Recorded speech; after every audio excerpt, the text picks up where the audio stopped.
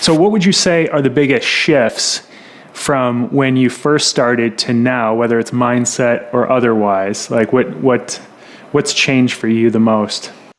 I think the inclination to do everything myself. I'm very blessed to have been raised by parents that were DIYers, do-it-yourselfers, weekend warriors.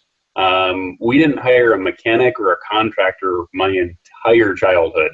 The first time I think I paid or even saw someone get paid to change oil, I was like 23, and I was still in school and didn't have a place where I could take the car and do it myself.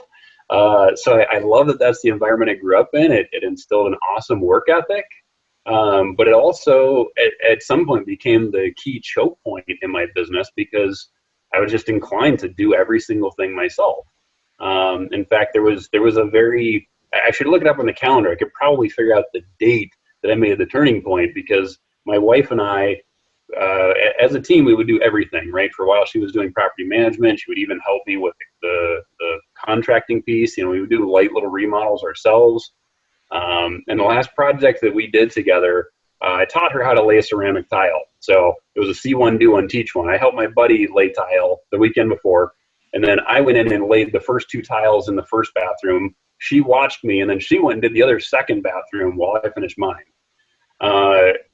Probably no surprise to those that know Patty and they know me, her bathroom was done quicker and turned out far nicer than mine.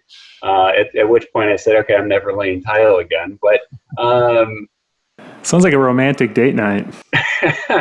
yeah, and I mean we're talking nights and weekends. This was before we had kids, so yeah, that was literally we'd get off work at 5-6 o'clock and we'd head over to the renovation project. And God bless her for staying with me through that and being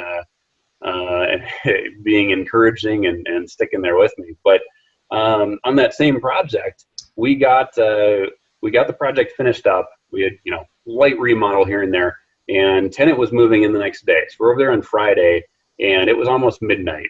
Finishing touches. We're almost done. The last thing in this whole house to do is the tub drain needs to be replaced. And for those of you that have done a tub drain before, you probably laugh at this. So there's a tool, you get down in there and you unwind the tub drain.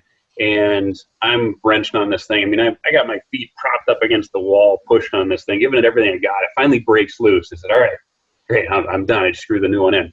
Well, I look down in the tub drain and I can see the foundation.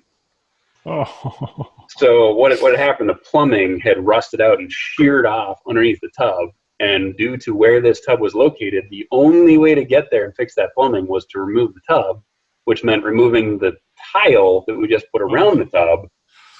And so that remodel project started at midnight on Friday because the tenant was moving in Saturday morning.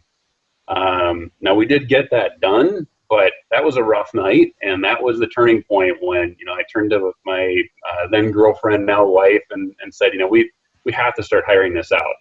If we keep doing this ourselves, A, it won't be done as well. B, we're going to burn out. We're working 120 hours a week. This is crazy. And C, we simply cannot get to the scale we want. We can't do as many of these as we'd like to see. With just the two of us, it would take us 3 months to do a light remodel. With the scale that we wanted, that just wasn't going to work. So that was really a key turning point when we realized, there are things that we can do. That doesn't mean we should do them.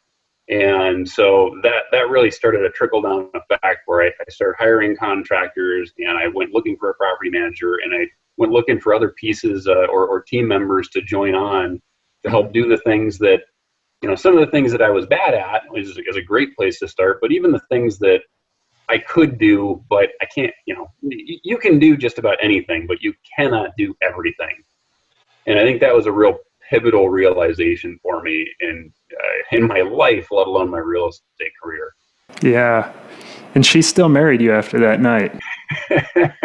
Yes, she did. Yeah. I don't know what I did right, but she's still here. Must be a smooth talker.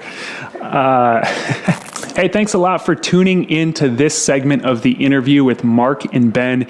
They are business partners who have built a really impressive portfolio of about 70 rental properties. So if you want to hear the full interview, you can download it at any podcast player, or you can just go to the link in the description of this video.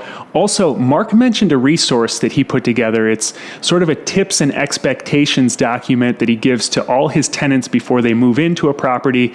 And he said it really cuts down on all the issues that pop up while they're living there and then eventually when they move out. So if you want a copy of that document, I've got it linked up in the description as well.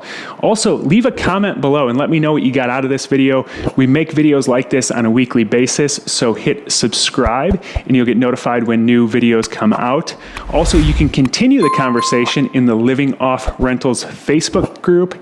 I hang out there. There's a lot of other rental property investors that hang out there, so you can get your questions answered. You can continue the discussion, and I will see you in the next video.